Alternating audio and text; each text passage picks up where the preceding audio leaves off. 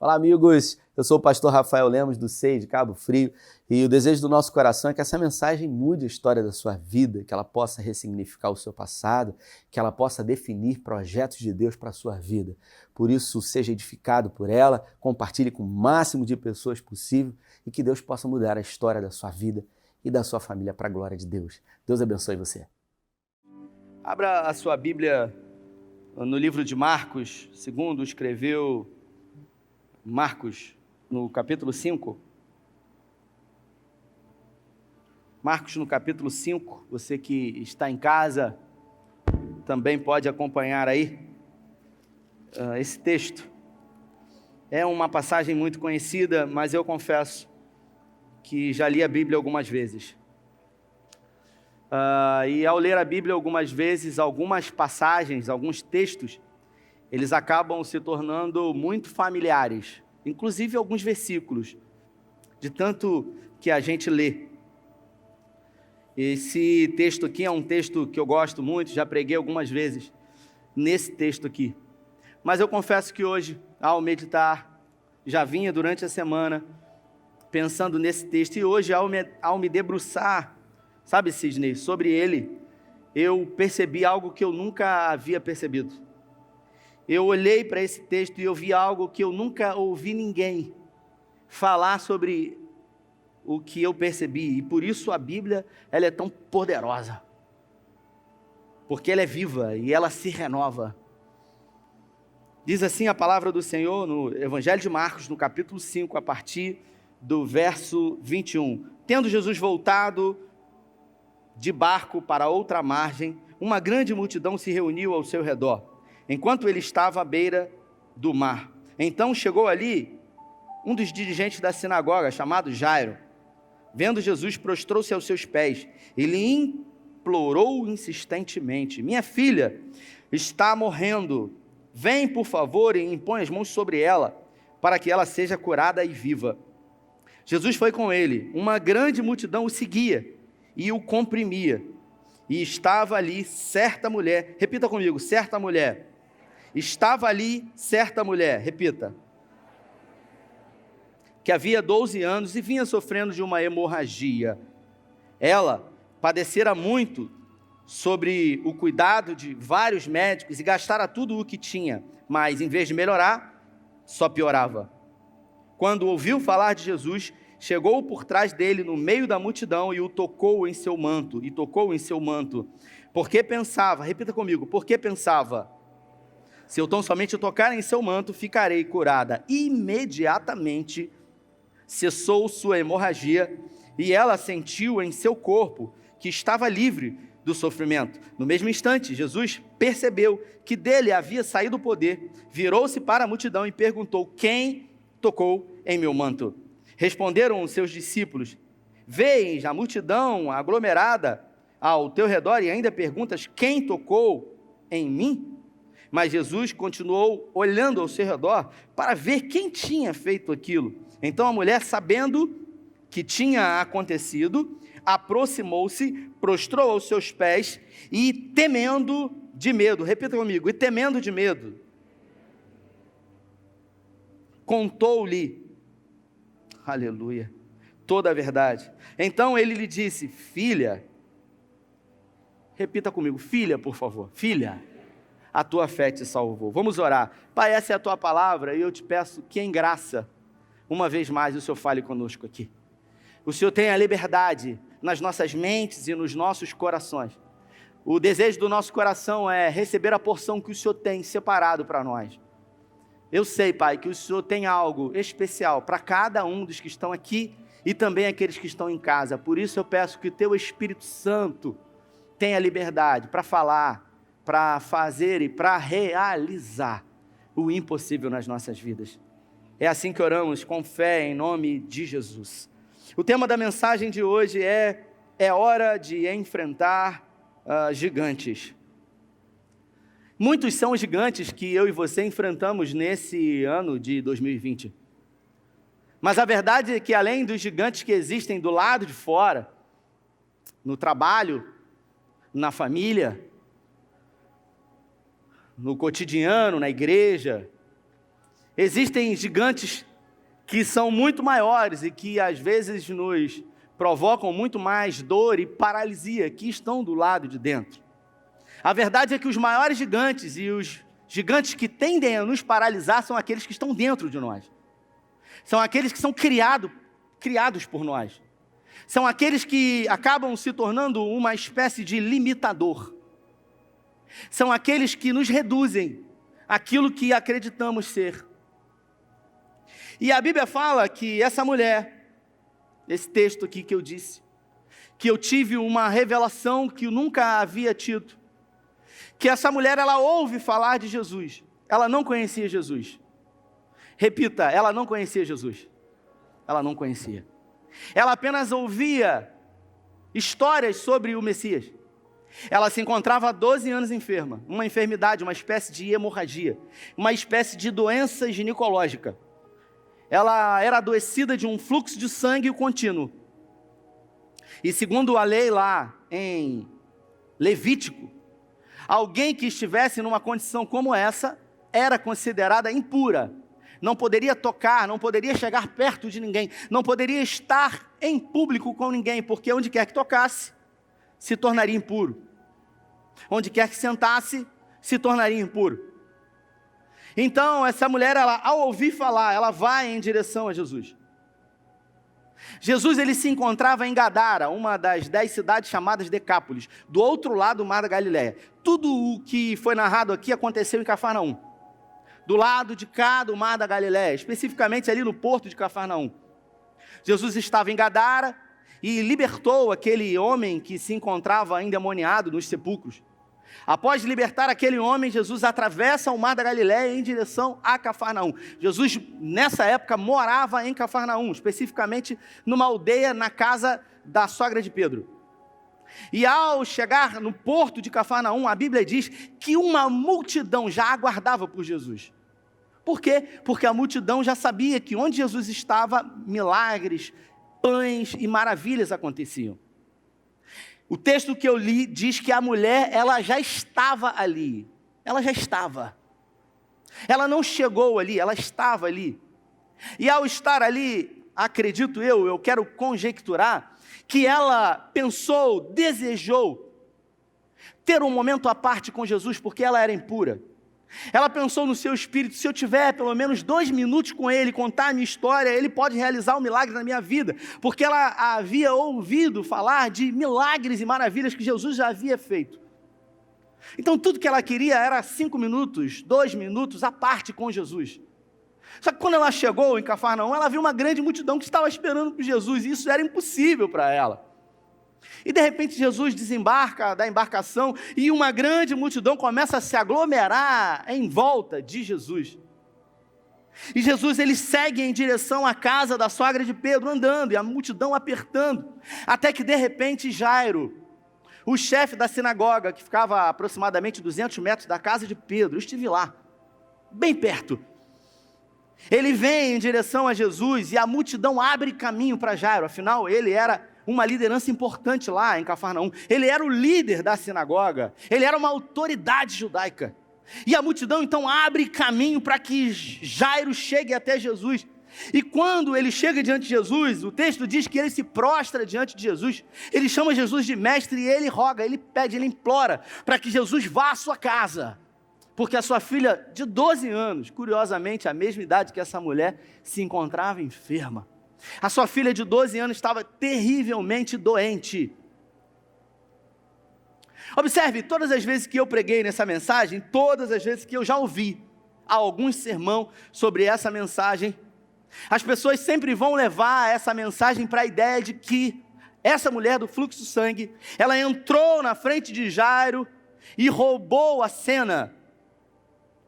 Atrasou Jesus para que não pudesse chegar na casa de Jairo, e assim, depois de curar a mulher, ele receber empregados da sua casa que dizem para ele: olha, não importune mais o mestre, a sua filha está morta. Então todos levam a essa vertente de que ela roubou a cena, ela atrapalhou o milagre na vida da filha de Jairo. Mas a verdade é que o texto que a gente leu disse que ela já estava ali, Ela estava em Cafarnaum antes de Jesus chegar, antes de Jairo chegar, ela já se encontrava ali. E a primeira coisa que eu penso é que essa mulher, ela teve que enfrentar muitos gigantes. Porque alguém que se encontra há 12 anos enfermo, já bateu em tudo quanto é porta. Já foi em tudo quanto profeta, tudo enquanto pessoas que poderiam fazer alguma coisa por ela, mas ninguém pôde. O texto diz que ela foi em muitos médicos, que ela gastou tudo que ela tinha. Ela tinha posses, ela tinha dinheiro, e agora ela se encontrava sem nada. Ela gastou tudo e ninguém pôde resolver nada por ela. Ela perdeu todo o dinheiro, ela perdeu o tempo da vida dela, e ela perdeu inclusive a esperança de que alguém pudesse fazer alguma coisa. Alguém que está numa situação há 12 anos esperando, irmãos. Alguém que está diante de uma impossibilidade há 12 anos. É alguém que já não tem mais aquela fé do início. É alguém que já criou dentro de si um gigante. E o nome desse gigante é o gigante da impossibilidade. O gigante que faz com que eu e você não acreditamos mais que seja possível. Assim como muitas pessoas, depois de anos lutando, já não acreditam mais que o marido, que a esposa possa se converter, que o filho possa ser liberto das drogas, que possa gerar um filho através do seu ventre, que o seu casamento possa ter uma virada, que se consiga uma independência financeira. Talvez você que está aqui tenha dentro de si muitos gigantes. O tempo passou, muitas pessoas receberam na sua frente. Muitos milagres você recebeu, como testemunho de pessoas. Mas na sua vida nunca aconteceu, nunca chegou a sua hora. E isso fez com que o gigante se criasse. Essa mulher, o primeiro gigante que ela precisou enfrentar foi decidir acreditar novamente. Decidir acreditar que ela poderia realmente ser curada depois de 12 anos. E depois de tanta porta que ela bateu.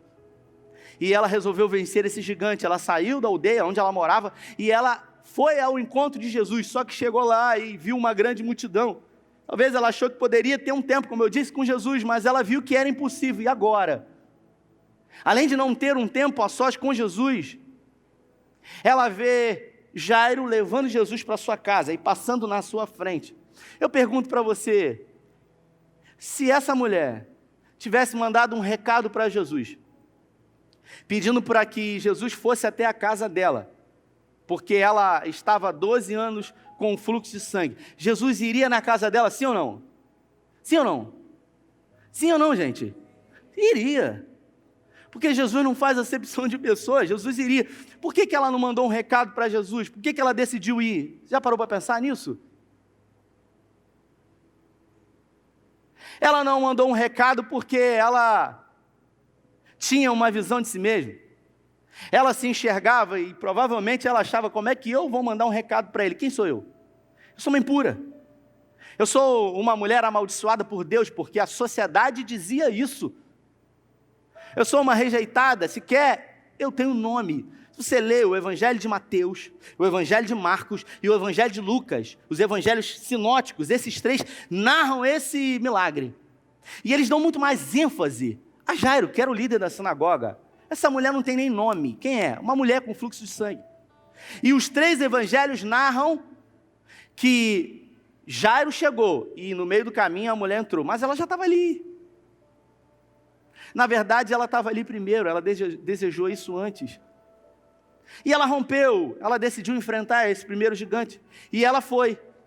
Só que quando ela chegou lá, ela viu a possibilidade indo embora. E aí, quando ela saiu de casa, ela criou uma visão. Eu vou chegar lá, e eu vou chamar ele à parte, e eu vou ter uma oportunidade, eu vou insistir.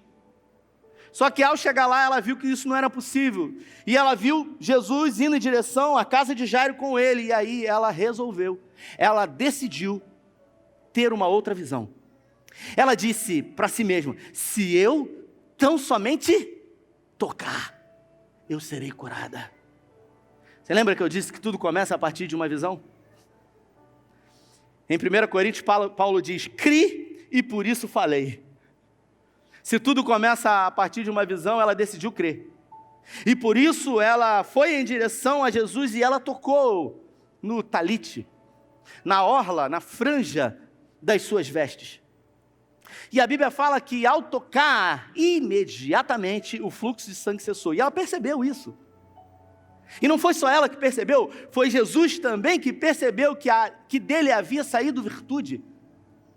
E agora Jesus para, a multidão para, Jairo para, todo mundo para, e ele olha para a multidão e ele começa a olhar para os olhos de todos que estavam ali, e ele fala: quem me tocou?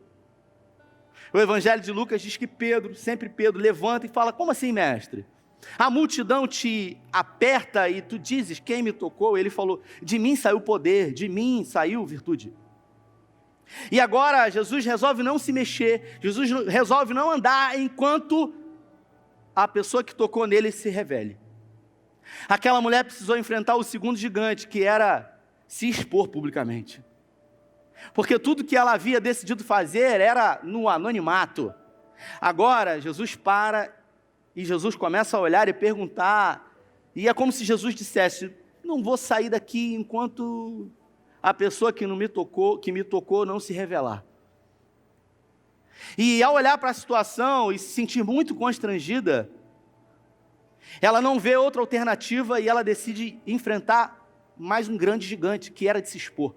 Então ela se apresenta diante de Jesus, ela se prostra e ela diz para Jesus, olha, ela começa a se justificar, ela fala assim: olha, Senhor, eu tinha um fluxo de sangue há 12 anos, eu decidi vir aqui para ter uma parte com o Senhor, mas isso não era possível, de repente eu estou vendo o Senhor embora, e eu disse no meu espírito, eu resolvi ter essa visão: se eu tão somente tocar, eu serei curada. Jesus olha para ela, para uma mulher marginalizada, que se encontrava à margem da sociedade, para uma mulher rotulada como amaldiçoada pelo próprio Deus, uma mulher impura, uma mulher que muitos diziam pecadora, uma mulher que não poderia estar num convívio natural. Lá em Levítico diz que alguém que estivesse impuro ou passando por um período de ciclo menstrual não poderia chegar a uma distância mínima de 15 metros. Era o máximo que poderia chegar perto de alguém. Porque se tocasse em alguém, alguém era considerado impuro. Se sentasse numa cadeira, a cadeira era considerada impuro. E a sociedade diz para ela que ela era impura. Mas Jesus, ao ver aquela mulher que decidiu voluntariamente enfrentar o gigante que havia dentro dela, diz para ela verdadeiramente quem era ela, quem ela era. Jesus olha nos olhos dela e diz para ela: olha, eu não sei do que chamam você, eu não sei do que você decidiu acreditar que você é, eu não quero saber o que você pensa sobre você, mas eu quero dizer para você que eu vejo você como filha. Você é filha. Isso mostra para nós que a cruz, que a morte de cruz, nos possibilita a ter uma condição de filhos de Deus. No Evangelho de João, no capítulo 1, no versículo 12, diz que Jesus veio para os judeus, mas os seus não o receberam, mas a todos quanto o receberam foi dado a esses o direito de serem chamados filhos de Deus. Você é filho de Deus. Você é filha de Deus. A sociedade pode tentar colocar um rótulo de impura, de amaldiçoada por Deus, mas isso não tira a sua classificação de filha de Deus. O filho pródigo de Lucas capítulo 15 pediu a herança ao pai, e agora rico foi embora, mas o dinheiro, e muito dinheiro, não tira a condição de alguém ser chamado filho de Deus. E depois de gastar todo o dinheiro que tinha com as meretrizes e agora se encontrar pobre, comendo as alfarrobas que os porcos comiam, isso não tirou a identidade dele de filho de Deus. Isso quer dizer que o dinheiro, tendo ou não tendo, não tira de você a identidade de filho de Deus. Isso quer dizer que o álcool não vai tirar nunca a sua identidade de filho de Deus. As drogas jamais vão tirar a identidade sua de filho de Deus. As traições, os abandonos, as perseguições, as lutas que você passou e tem passado, jamais vão conseguir tirar de você a identidade de filho e filha de Deus. Paulo diz em Romanos que nada pode separar do amor de Deus que há em Cristo Jesus. Tudo começa a partir de uma visão. Nesse último culto de domingo de 2020, nesse último culto, eu pergunto para você qual é a sua visão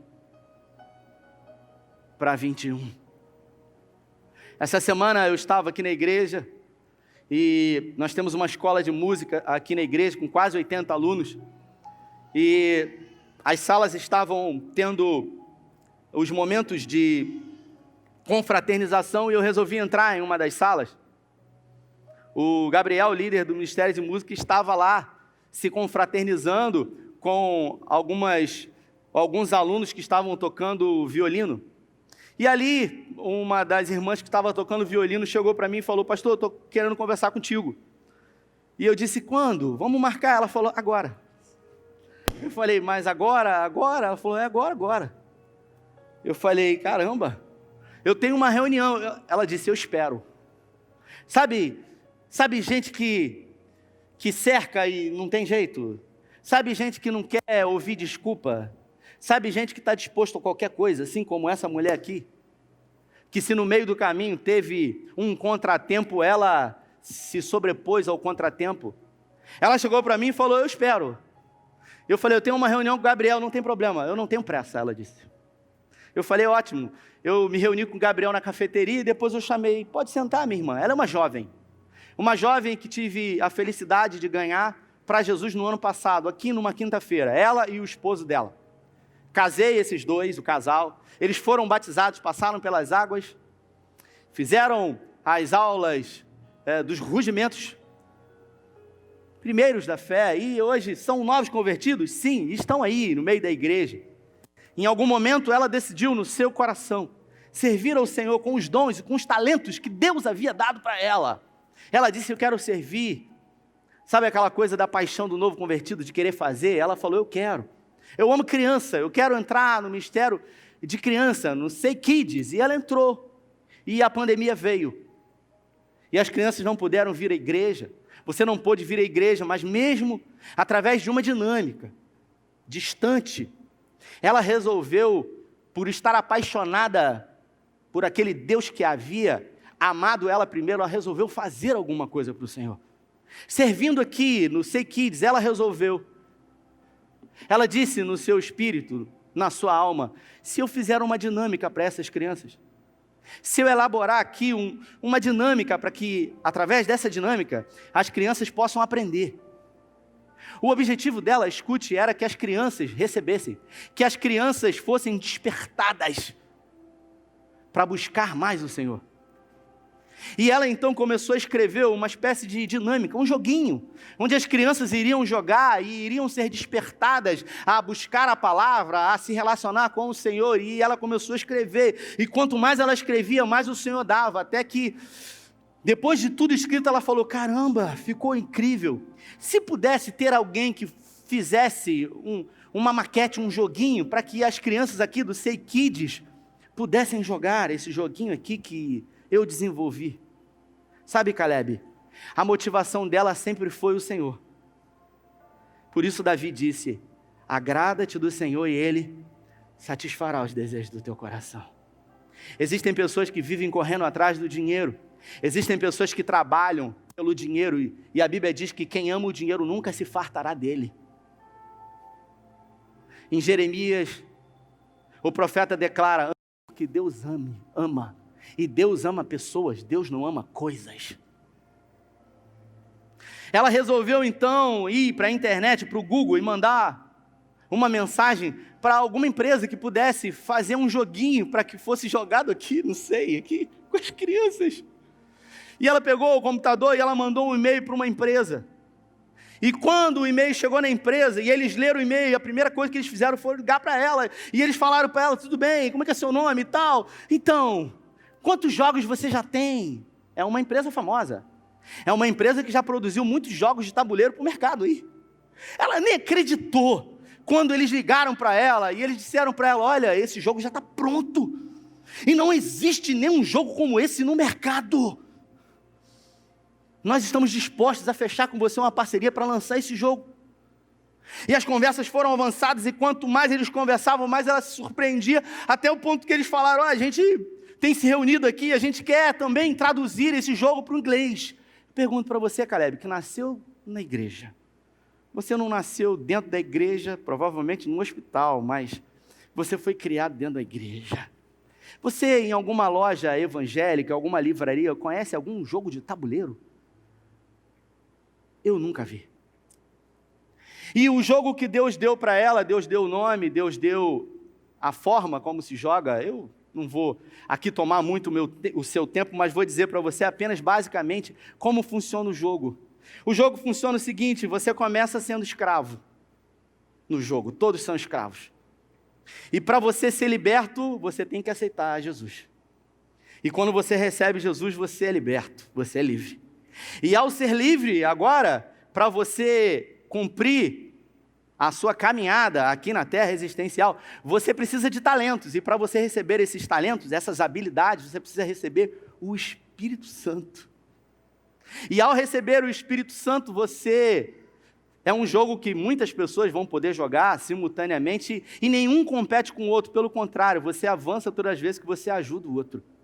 E não é um jogo de tabuleiro, daqueles que as cartas, depois que se muito joga, acabam sendo decoradas. Não. São cartas do tipo assim: qual foi o último sermão que foi contado pelo pastor na sua igreja? São coisas que Deus deu para ela que não deu a absolutamente ninguém. Talvez você pergunte: poxa, mas eu nasci no evangelho, ela era, e o esposo, eles eram ateus.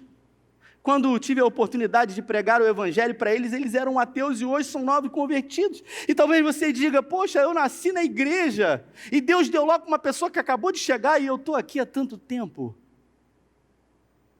Porque tudo na vida começa a partir de uma visão. Diga, uma visão. Tudo que eu preciso, repita, é de uma visão. E ela veio desesperada: pastor, está tomando proporções absurdas, eu não sei o que fazer, eles já estão querendo lançar o jogo, queriam lançar agora em dezembro, e eu não sei o que fazer. Eu falei: minha irmã, vai nessa tua força, foi Deus que te deu. Ela falou: pastor, na capa, na caixa do livro, do jogo, eu quero colocar o logo do SEI, porque tudo o que Deus deu para mim, foi aqui para essa igreja, porque tudo que eu queria, era que as crianças aqui do Ministério Infantil fossem mais apaixonadas por Jesus. Mas Deus é um Deus que sempre nos surpreende. Você não precisa de dinheiro, você precisa de uma ideia. Deus está me usando para falar com pessoas aqui, eu creio nisso. E eu quero declarar profeticamente que Deus vai dar uma ideia para você. E através dessa ideia você vai mudar a história da sua vida, vai mudar a história da sua família. Que o seu coração não esteja no dinheiro, que o seu coração não esteja na ganância, que o seu coração esteja em agradar ao Senhor, porque Davi disse: agrada-te do Senhor e Ele satisfará os desejos do teu coração. Você veio aqui nessa noite e a sua vida tem sido uma vida cheia de gigantes. Talvez você tenha presenciado muitos milagres na vida de muitas pessoas, mas a verdade é que na sua vida tudo pouco mudou. Eu quero dizer a você nessa noite que hoje tudo pode mudar. Não existe nada que Deus não tenha feito por você. Existem coisas que você precisa hoje acessar. Você precisa hoje receber. Você precisa hoje se apropriar. Se você entender que tudo o que Deus faz, Ele faz com um propósito. E para aqueles que amam a Deus, tudo vai cooperar para um propósito. Deus ama você. Deus trouxe você aqui nessa noite para dizer para você que é a hora de você enfrentar gigantes. Tem como colocar a arte aqui? Aqui, ó. Eu pedi para fazer essa arte aqui, ó. E essa arte eu falei pro pessoal da agência: ó, coloca um casulo e bota 2020. E depois, do lado, você coloca uma borboleta, uma linda borboleta. E embaixo você bota 2021. Escute isso. Tem gente que quer voar sem passar pelo processo. É impossível você receber a vitória sem que você passe pelo processo. A vida é feita de processos. Existem pessoas que querem se abster do processo, mas a verdade é que o processo, ele é totalmente parte daquilo que Deus vai fazer na sua vida. Se você está aqui hoje e passou pelo que passou em 2020, eu quero dizer para você que hoje você pode ter uma nova visão de 2021 e tudo mudar na sua vida. Se coloque de pé. Se coloque de pé e abra o seu entendimento. Eu quero pedir ao Espírito Santo que dê a você uma visão que vai mudar o seu norte, uma visão que vai mudar a sua percepção, que vai mudar a sua vida sobre 2021. Talvez existam muitos gigantes que hoje precisam ser enfrentados por você. Talvez existem muitas coisas que talvez nem mesmo para sua esposa ou para o seu marido você tenha coragem de revelar. Essa mulher aqui, ó, ela teve coragem. Ela teve coragem. E existem momentos na nossa vida que a gente precisa ter coragem. A gente precisa ter coragem para enfrentar aquilo que é um gigante, às vezes criado por nós mesmos. Não importa o que diziam dela, para Jesus ela sempre foi filha. Não importa o que dizem de você, para Deus você é filho. Para Deus você é filha. E isso não pode ser mudado nem por você, nem pelos anjos, nem por demônios, nem por qualquer outra criatura, como Paulo diz. Porque você é filho, você é filha e você tem direito a uma herança nele. Eu vim aqui nessa noite, numa noite profética, declarar uma virada na sua vida. Uma virada definitivamente na sua vida. Que tudo se faça novo na sua vida. Não porque eu estou falando simplesmente, mas porque hoje, assim como essa mulher, depois de 12 anos, você decide mudar. Você decide jogar fora tudo aquilo que atrapalha, tudo aquilo que impede, inclusive o tempo. Inclusive os olhos de verem muitas pessoas receberem. Talvez você, ao ouvir esse testemunho dessa irmã, você diga no seu espírito: poxa, podia ter acontecido isso na minha vida. Ei, escute, aconteceu na vida dela porque ela decidiu agradar ao Senhor acima de todas as coisas.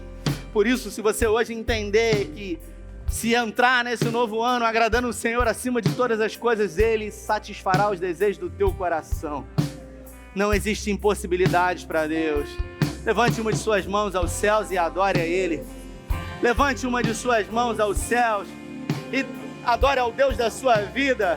Aquele que te chama hoje de filho, aquele que te chama hoje de filha, aquele que diz para você que não existem impossibilidades para Ele, aquele que pode transformar o seu pranto em festa, o seu choro em riso, aquele que pode estar disposto a mudar a sua vida.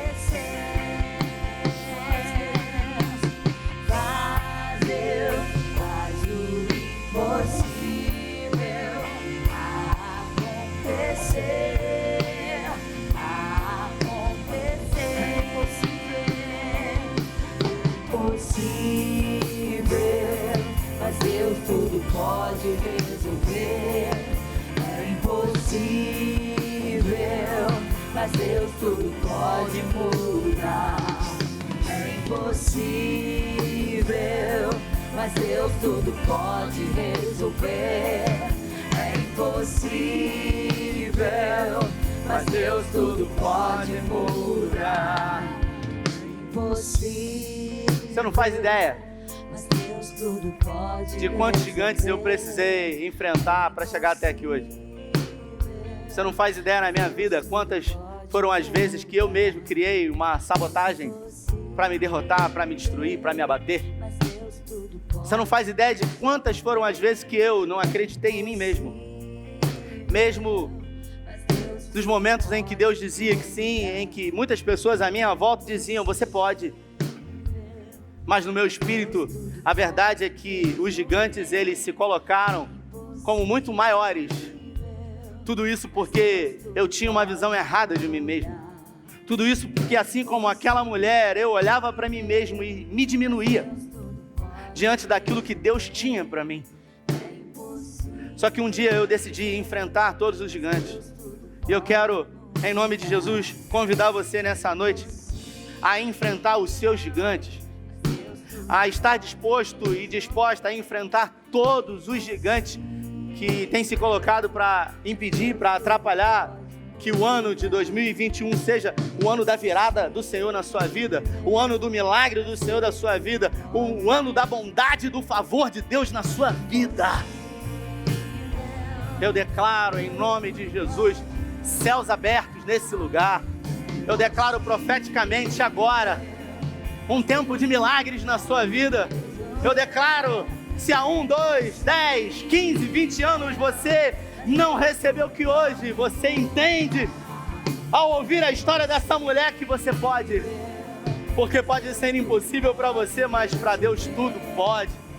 Eu quero orar junto com você. Levante uma de suas mãos aos céus. Pai, em nome de Jesus, eu declaro nessa noite céus abertos, uma temporada de milagres da parte do Senhor, favor do Rei sobre as nossas vidas.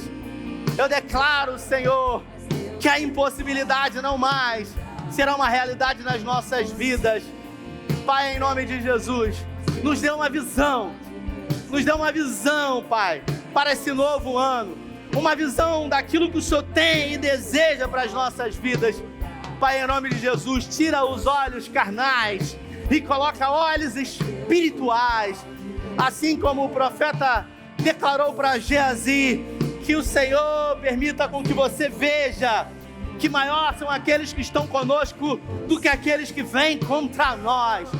Pai, nos dê uma visão espiritual, que possamos ter uma visão além do alcance natural e que com isso possamos crer e viver a bondade do Senhor nessa terra.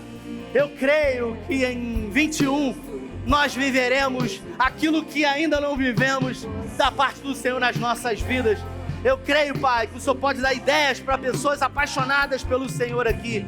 Eu creio que o Senhor pode dar ideia para pessoas que estão dispostas a honrar, amar e servir ao Senhor, assim como essa jovem. Eu creio, Pai, que o Senhor pode dar ideias que possam mudar a história de vida de pessoas aqui, pelo poder do nome de Jesus. É impossível. Você pode adorar e dizer isso. É impossível. Mas Deus tudo pode mudar. É impossível. Você pode declarar isso? Tudo pode resolver. É impossível. Mas Deus tudo pode mudar. Uou! É impossível, mas Deus tudo pode.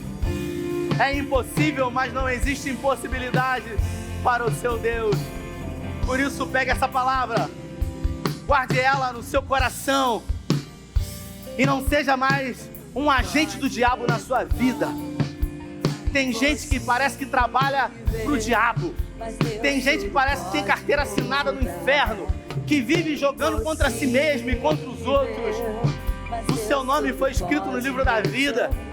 Você recebeu a palavra de vida eterna, a palavra de vitória. Por isso, saia daqui nessa noite com a certeza de que pode ser impossível para o homem, pode ser impossível para a ciência, para a medicina, mas Deus tudo pode resolver. Mas Deus tudo pode mudar.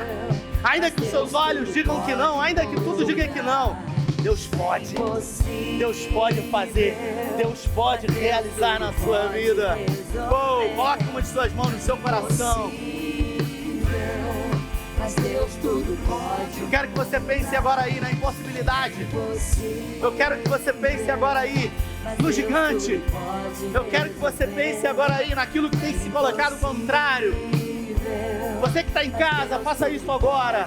Coloque uma de suas mãos. Pode ser um problema financeiro, pode ser uma carta dizendo de um diagnóstico de impossibilidade, pode ser um problema emocional, pode ser um problema físico, espiritual, não importa. Não há impossibilidades humanas para uma fé condicionada a um Deus Todo-Poderoso. Pai, nós clamamos, nós pedimos, realiza o impossível, faz aquilo que o Senhor sabe fazer de melhor. Transformar o nada em algo extraordinário para a glória do Teu nome. Muda a nossa sorte, Senhor. Muda a história desse homem, muda a história dessa jovem, muda a história dessa mulher. Eu declaro profeticamente que 2021 será o ano de casamentos para as pessoas que estão esperando o Senhor.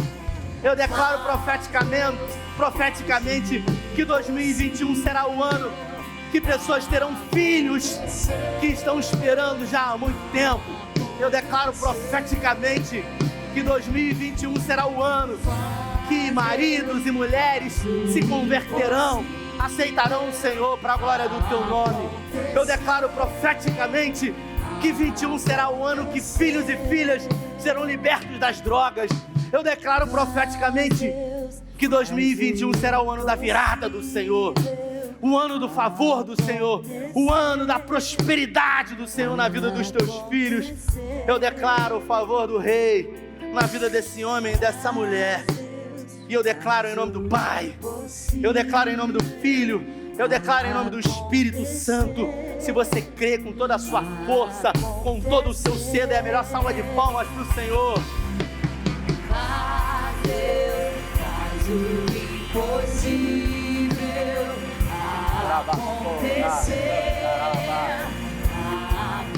acontecer.